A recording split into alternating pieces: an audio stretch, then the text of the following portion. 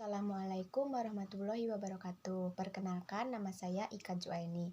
Hari ini saya akan membahas materi mengenai beberapa lembaga pelindungan HAM.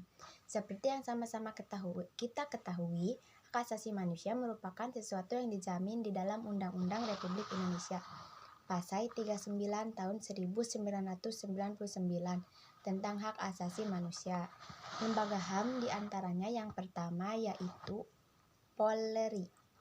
Dalam Undang-Undang Nomor 2 Tahun 2002 berbunyi, Kepolisian Republik Indonesia bertujuan untuk mewujudkan keamanan dalam negeri yang meliputi terpeliharanya keamanan dan ketertiban masyarakat, tertib dan tegak hukum, terselenggaranya pelindungan, pengayoman dan pelayanan masyarakat, serta terbinanya ketentraman masyarakat dengan menjunjung tinggi hak asasi manusia.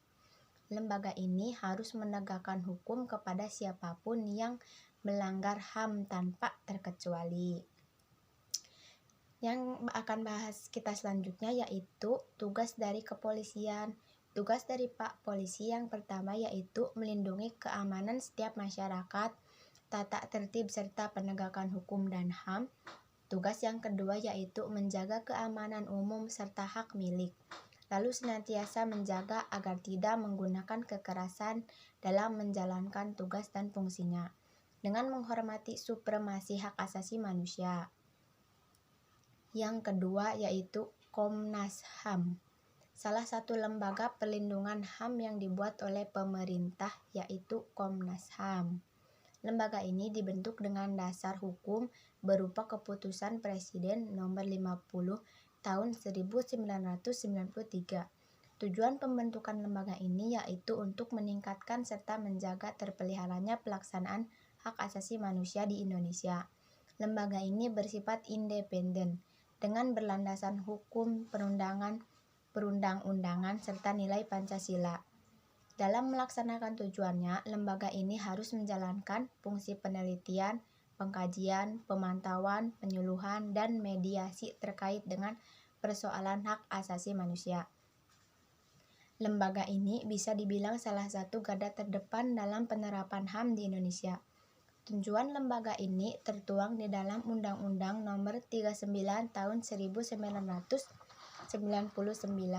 Dasar hukum ini merupakan hasil revisi terhadap kepresidenan sebelumnya. Dalam UU tersebut terdapat dua tujuan utama. Yang pertama, yaitu untuk menciptakan iklim yang kondusif dalam penerapan HAM sesuai dengan Pancasila, Undang-Undang 1945, Piagam PBB, dan Deklarasi Universal Hak Asasi Manusia. Kedua, yaitu untuk meningkatkan pelindungan terhadap hak asasi manusia untuk mendukung terciptanya tujuan dari pembangunan nasional, yaitu pembangunan manusia Indonesia seutuhnya serta pembangunan masyarakat Indonesia seluruhnya. Yang ketiga, Komisi Nasional Anti Kekerasan Terhadap Perempuan. Lembaga tersebut yaitu Komisi Nasional Kekerasan Terhadap Perempuan. Dasar hukum dalam pembuatan lembaga ini yaitu Keputusan Presiden Nomor 181 Tahun 1998 dan Peraturan Presiden Nomor 65 Tahun 2005. Lembaga ini berdiri pada tanggal 9 Oktober 1998. Pembentukan lembaga ini membuat para wanita di Indonesia memiliki wadah agar tidak perlu khawatir akan mendapatkan tindakan kekerasan. Tujuan dari lembaga ini dijelaskan lebih lanjut. Ada Keputusan Presiden Nomor 181 Tahun 1988 yang tertuang pada pasal 4. Yang keempat yaitu KPAI. Dasar hukum pembentukan KPAI yaitu Undang-Undang Nomor 23 Tahun 2002 tentang Perlindungan Anak. Anak juga merupakan salah satu korban yang cukup potensial dalam tindakan kekerasan. Beberapa hak yang harus dilindungi oleh KPAI yaitu hak agama, hak kesehatan, hak pendidikan, hak sosial, dan hak perlindungan khusus. Semua itu tertuang dalam Pasal 42 hingga Pasal 71 Undang-Undang Nomor 23 Tahun 2002. Setiap anak berhak untuk hidup, tumbuh, dan berkembang, serta bebas dari berbagai jenis tindak kekerasan. Salah satu wadah untuk terciptanya hal tersebut adalah KPAI ini. Yang kelima yaitu pengadilan HAM. Setiap orang yang melanggar peraturan perundang-undangan akan diadili apakah terbukti bersalah atau tidak. Lembaga ini dibentuk dengan dasar Undang-Undang Nomor 26 Tahun 2000. Pengadilan ini berdiri di berbagai kota maupun kabupaten di setiap provinsi Indonesia. Namun untuk pelanggaran HAM berat seperti kejahatan genosida, kejahatan terhadap manusia, dan lainnya tidak dapat diselesaikan di dalam lembaga ini. Yang keenam yaitu Komisi Kebenaran dan Rekonsiliasi. Seperti namanya, lembaga ini berfungsi untuk menyelesaikan berbagai kasus pelanggaran HAM. Kasus pelanggaran HAM berat dengan cara rekonsiliasi. Dasar hukum dalam pembentukan dari lembaga ini yaitu Undang-Undang Nomor 27 Tahun 2004. Tujuan pembentukannya tertuang pada Pasal 3. Tujuan dari lembaga ini yaitu 1. Melakukan penyelesaian terhadap segala pelanggaran HAM yang berat yang dilakukan pada masa lalu di luar pengadilan. Hal itu dilakukan untuk menciptakan perdamaian dan persatuan bangsa. Yang kedua yaitu menyelesaikan kasus dengan cara rekonsiliasi serta persatuan nasional dalam jiwa yang saling mengerti satu sama lainnya. Yang ketujuh yaitu LYBHI, lembaga non-pemerintah yang termasuk sebagai lembaga perlindungan HAM di Indonesia, yaitu LYBHI. Lembaga ini didirikan oleh Dr. Adnan Buyung Nasution pada tanggal 26 Oktober 1970. Bentuk dari LYBHI yaitu lembaga swadaya masyarakat.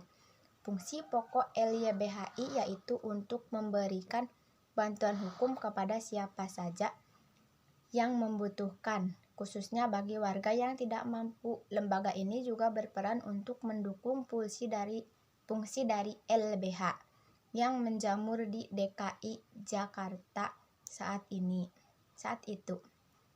Yang kedelapan yaitu LBH swasta. Lembaga non-pemerintah lainnya yang berperan dalam perlindungan HAM yaitu LBH swasta. Lembaga ini sangat dirasakan manfaatnya oleh masyarakat untuk memperjuangkan hak asasinya. Hal itu karena sifat dari lembaga ini yaitu non-profit, sehingga kamu dapat mendapatkan layanan yang cuma-cuma alias gratis.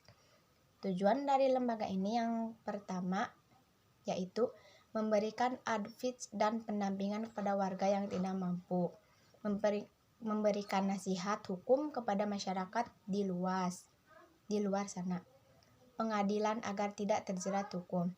3. Memberikan pengetahuan mengenai hak asasi, hak yang harus diperoleh. Dengan adanya lembaga ini akan membuat penerapan HAM di Indonesia dapat dilakukan di semua golongan.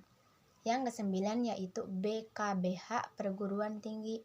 Tujuan dan latar belakang berdirinya lembaga ini sebetulnya hampir sama dengan LBH swasta. Namun yang membedakan yaitu lembaga ini di bawah naungan dari pihak perguruan tinggi. Sifat layanan yang diberikan BKBH ini gratis dan akan memberikan pelayanan kepada masyarakat yang membutuhkan, khususnya masyarakat tidak mampu.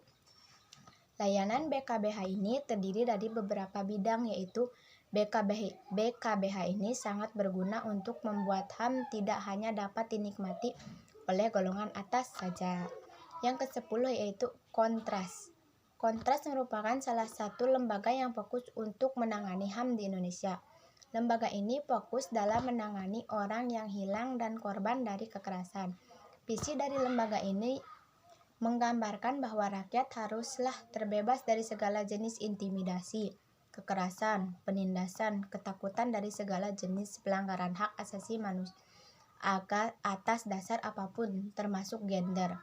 Lembaga ini turut serta menjamin terpeliharanya penerapan hak asasi manusia di seluruh negara Indonesia. Lembaga pelindungan HAM di Indonesia berkolaborasi dalam menciptakan iklim yang kondusif dalam penerapan HAM yang merata di seluruh Indonesia. HAM merupakan hak dasar bagi setiap warga negara tanpa membantah gender, ras, suku, agama, dan tingkat ekonomi. Oleh sebab itu, pemahaman mengenai HAM dan lembaganya sangat penting untuk diketahui. Demikian yang saya bisa sampaikan. Mohon maaf atas kesalahan atau ucapan saya yang tidak benar. Wabillahi taufiq wal hidayah. Wassalamualaikum warahmatullahi wabarakatuh.